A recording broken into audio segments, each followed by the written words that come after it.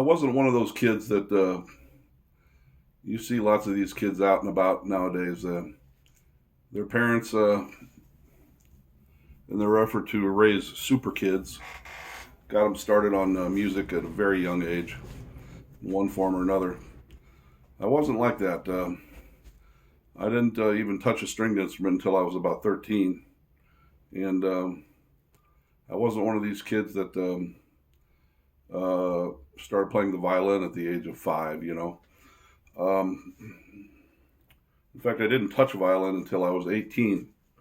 And even though if any of you are familiar at all with my YouTube channel, most of my videos are associated with me talking about various violins that I own, and also showcasing fiddle tunes that I compose, and various and sundry other stories about my life as a musician and as a fiddle player.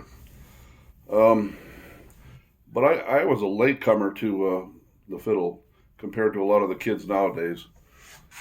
Um, in fact, that's why we have so many geniuses playing fiddle that are out and about now, because these kids started when they started when they were so young.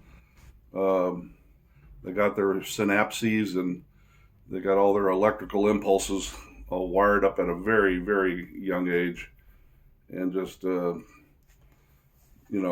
gone on to be phenomenal instrumentalists, no matter what the genre.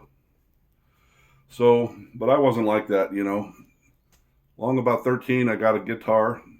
When I was 14, I got my first bass, which was a cheap ass piece of shit that my mom bought for me, bless her soul, in a department store for like 39 bucks. And but my next good bass came fairly soon thereafter, and it was a Fender Precision bass with a custom cherry red finish, white pickguard, cherry red finish. I think they actually called that finish Fire Engine Red, and I mean it was, man. It was an awesome P bass, precision bass. I eventually went on to build my own bass cabinet. Um, I actually built a large cabinet about that tall. I went and bought my own JBL D140 bass speakers, 15-inch bass speakers, and I mounted them in this cabinet, and I covered the whole cabinet with black naugahyde. And it was a ported cabinet, but I had a back on it, a solid piece of plywood. This is all 3/4 inch plywood, mind you. I mean, that thing was solid, man, solid. And I had a custom, Custom, custom 200 top, or amp, as it were, for my bass rig. And I mean to tell you, man, that mother foyer sounded good. And so I played in bands throughout my teenage years using that rig, and had quite a bit of fun. It didn't amount to much, but I was struggling at home because there was a lot of alcoholism in my home. My mom was an alcoholic and smoker. My stepfather was a raging alcoholic and incessant cigar smoker. He would buy Cuban cigars by the box, straight from Havana. Back in those days, you could actually buy Cuban cigars, I guess maybe on the black market, or through some means or another. You'd get these big wooden boxes full of Cuban cigars. But he was a Scotch drinker mostly. A lot of alcoholism. There were some very ugly scenarios that developed at home, which terrified us kids. There was some violence. It was really quite a mess, off and on there for many years, actually. It had a very deep impact on us as kids, especially me. See, I was kind of like I was a wee bit of an indigo child, I think. Kind of a pasty-skinned, red-haired kid, highly sensitive kid, very, very sensitive kid, scrawny, not not all that healthy really, but very, very sensitive to what's going on around me in terms of human emotion, um, and people's feelings and things of that kind. So some of these uh, domestic issues at home were devastating for me personally. I never, it went on for so many years. I just thought that I would never be able to get away from it. I felt like I was in the most dark and depressing prison from which I would never be able to escape. It was horrific for years there. I was so depressed. But one day at a time, and I tried to make the best of whatever life I had. I was going to school. I had some friends. I ended up hanging out with a few friends and tried to get out of the house and spend as much time away from the house as I possibly could, because that made me feel so much better. One of my closest friends all through that period was a feller by the name of Robert Freeman, whom I still know. He lives in Indiana, Lafayette, Indiana. Long about the ages of 18 or so, we started playing old time American music together. Through his own initiative, he got interested in the 5-string banjo, playing clawhammer style banjo, and I would back him up on guitar because I'd been playing guitar all through my teenage years. And but at some point, right about the time we were all going to go off to college, I decided that one of us is going to need to learn how to play the fiddle if we're going to keep playing music together on some kind of basis, off and on. And so I had kind of had it in my mind that I was going to find a violin somewhere. Imagine my surprise when I came home one day during the summer. This was in the summer before I moved to Denver, Colorado for college. I went to the University of Denver for my first year. And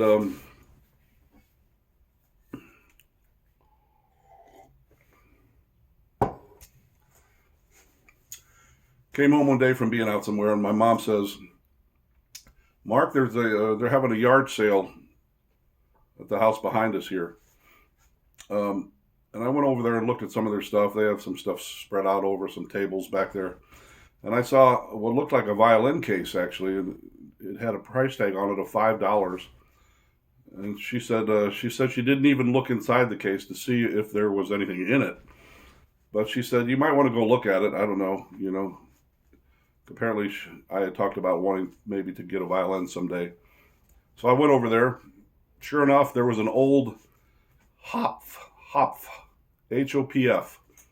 which is a German family name that spanned the entire 19th century.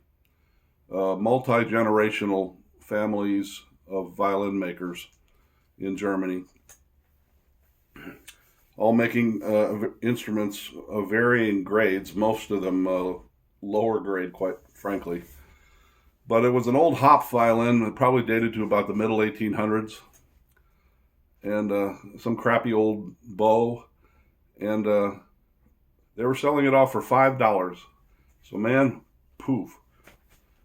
I grabbed that case, put down my $5, and I had a fiddle and a bow, and I took it over to, there was really only one primary local violin shop in those days, Bearden Violin Shop, and as it turns out, it wasn't very far from where we lived. So I took the outfit over there to have everything restored, have the bow rehaired and have the violin set up to play. And they did exactly that for me for $35. That was Doug and Gene Bearden, brothers, at that shop there on a street called Delmar. That same area now is an extremely popular business district, an entertainment district, with concert clubs, restaurants, bars. Unbelievable what has happened to that whole area along Delmar there. But back in the days of when the Beard Violin Shop was there, there was really virtually nothing there. It was just almost like a ghost town down there. And they just had a little hole in the wall shop there. Very dismal place, actually, as I recall. Quite dismal. So I had a fiddle. Then I went off to the University of Denver with my fiddle, and I got myself placed into a beginner violin class. I think there were about 6 students, and we would just sit around together in a circle.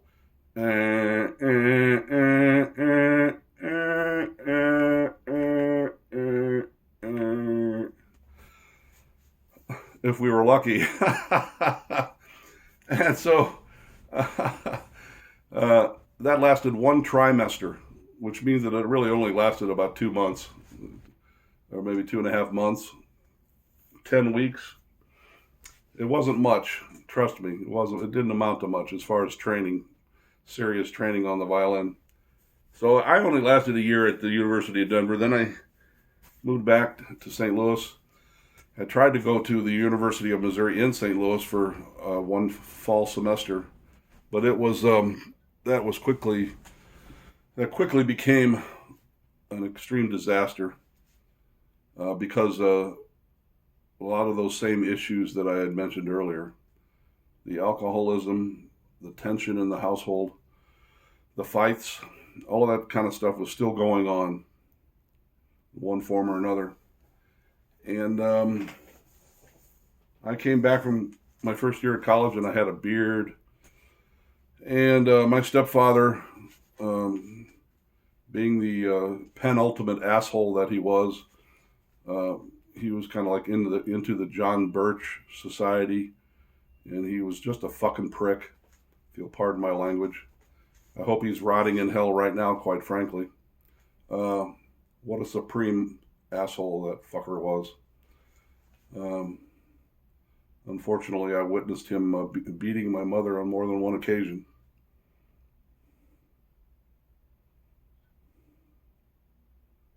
If I could go back and do anything different now than what I did back then, if I did what I wanted to do to that bastard, I probably would have ended up on death row, or at least in prison for assault in one form or another.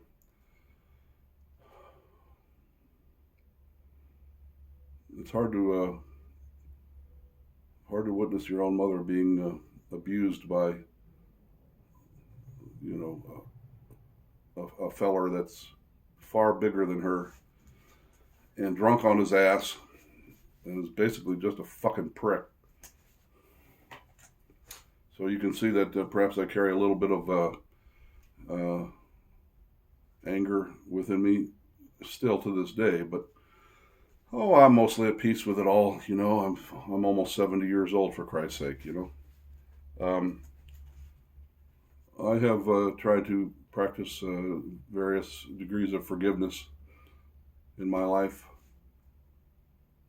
It has not been easy. Forgiveness never is easy.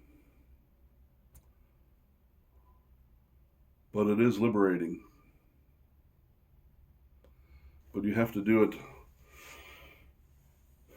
That forgiveness has to come from your heart. It has to come from your core. It can't just be a cerebral thing. It can't just be mentation. It's got to actually come from your physical body somehow.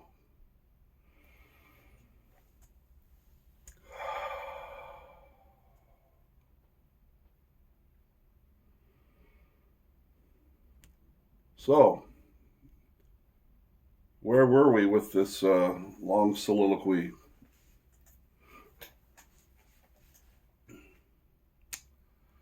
So yeah, I had moved back after my first year of college, moved back home, and things were fairly ugly at home. But because I had already developed an interest in things spiritual, so to speak, part of my trip when I was a teenager because of the family situation, was I retreated. I had a room on the third floor of this Victorian house in St. Louis, and I used to hide out up there quite a lot just to stay away from my alcoholic parents. And I got interested in reading about Buddhism, uh, Zen Buddhism in particular, but Buddhism in general, and also Hinduism, and some of the other Asian religions, including Taoism, Zoroastrianism, Jainism, and some of the other various and sundry slants and spices and flavors of Southeast Asian religion and culture. So I started to learn how to meditate, and I really got deep into meditation after I moved back from my first year of college. Things are so weird at home. Of course, when I was at college, I had already been studying Hinduism and Buddhism there at the University of Denver. So naturally, you can't study those traditions without at least understanding or studying one of the absolute core principles of the entire thing, which is practice of meditation in one form or another. So I started meditating. When I returned from college, that first year of college, I was meditating quite a lot. And strangely enough, to my surprise, I started entering extremely deep states of consciousness. It would be nothing for me to sit on my cushion for an hour, a straight hour, a full hour, if not for an hour and a half, lost in an extremely deep state. My breathing would slow down, way, way down. And I started to experience astral flying and astral traveling, conscious astral traveling out of my body while I was meditating. Extremely profound states, actually, which I've never been able to regain, quite frankly. Unfortunately for me, perhaps. I remember one evening I was sitting meditating. I was having a really good meditation. And suddenly I heard what sounded like my mom tromping up the stairs up to my third floor room. And I used to meditate in the middle of my floor. I had this Persian rug there. And I had a rocking chair on one side of the room. And she came up and just plopped herself right down in the rocking chair and just sat there looking at me. Of course, as soon as I heard her coming up the stairs, I opened my eyes and just watched her come into the room. But I was in a pretty focused and high state. She sat down in the chair and she was just glaring at me. And I just sat there, didn't say anything, and was just looking at her. And immediately she says, "Hold out your arms." And I said, "What? Hold out my arms?" "Hold out your arms." And so I held out my arms like this.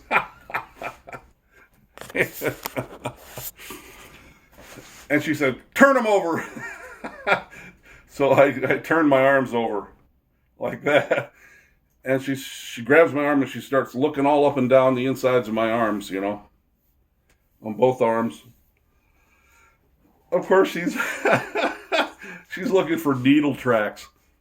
She was convinced that I was into drugs, into shooting heroin or something. Where she got that idea is absolutely fucking beyond me. But she thought I was a heroin addict, or at least must be doing something like heroin, or shooting something, because all I wanted to do was just sit on my cushion and go off into these states of consciousness for hours at a time. So she figured there must be something drug-related going on there. And so when she could see that there was absolutely nothing going on there, because there wasn't, she She then said just harumphed and said, asked me if I was doing any kind of drugs, which was, and the answer was no.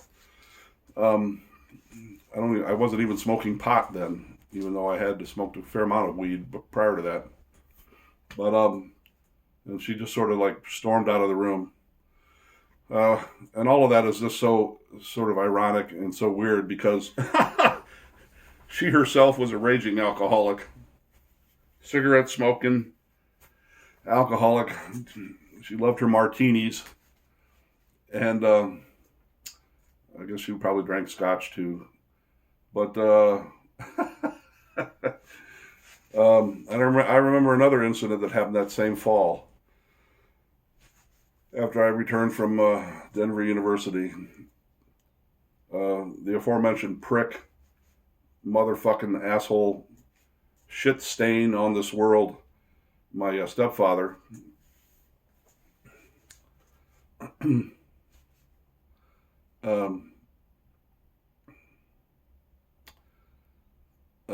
called me at my friend's house. I was at my friend's house really late. No, that's not how it went down.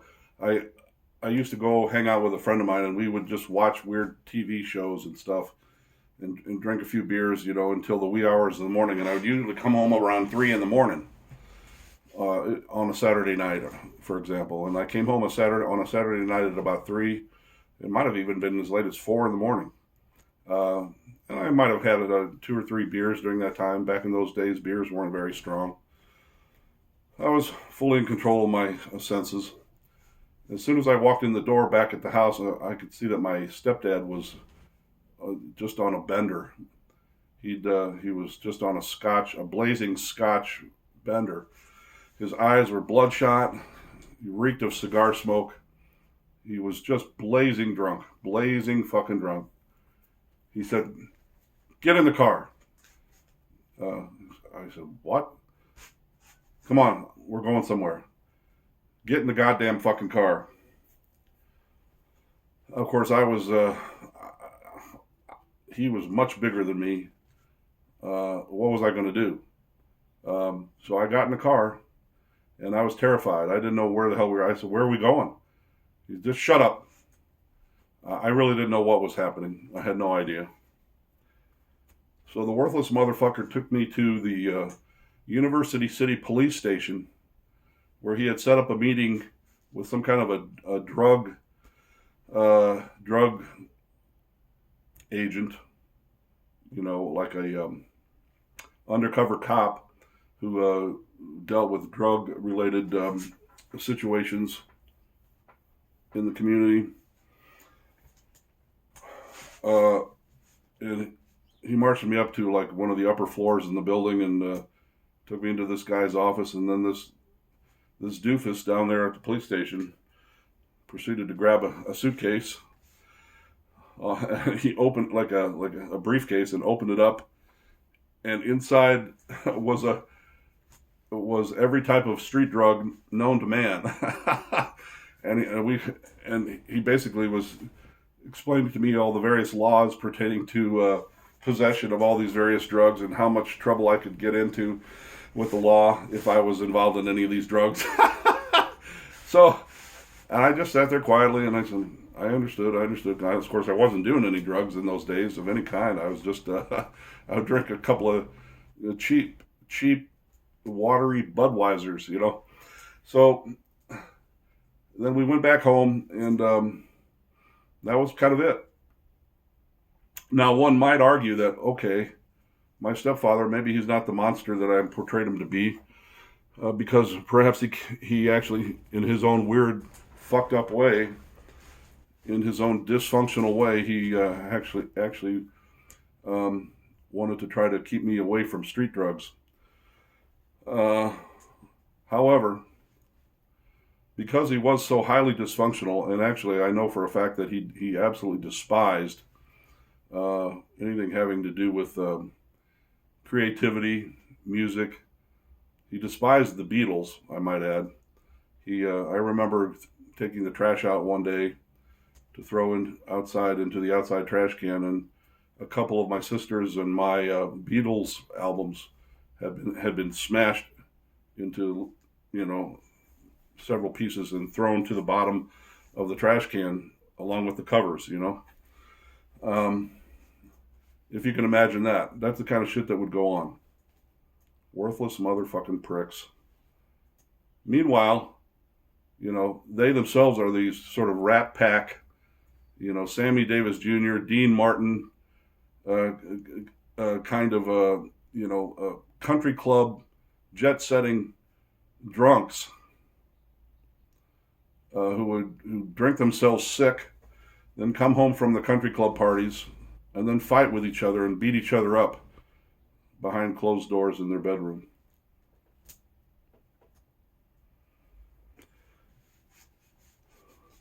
So my stepfather, in his drunken state of mind, absolutely red-eyed, drunk out of his mind on scotch, thought he was doing me a fucking favor by driving me down to the police department to have some asshole talk to me about street drugs. I don't know. It's all just very weird. So, so needless to say, I did very poorly at the University of Missouri in St. Louis that fall. And then I decided to get the fuck out of St. Louis, and I actually hitched a ride with my friend Robert Freeman out to Arizona with some guy that was driving through from New York, who was also a student at the University of Arizona in Tucson, as was Robert. And so I hitched a ride, and I came out, and that was the first half a year and the very first time that I ever lived in Tucson. I was to live in Tucson again from 76 to 84. And then here up to the present day, I moved back out here in 2016. And I've been here about 5 years. So this is my third time living in Tucson and living in Arizona. And it's where I have always felt like I belonged somehow. So there will be another several chapters to this story, but let's draw this to a close. And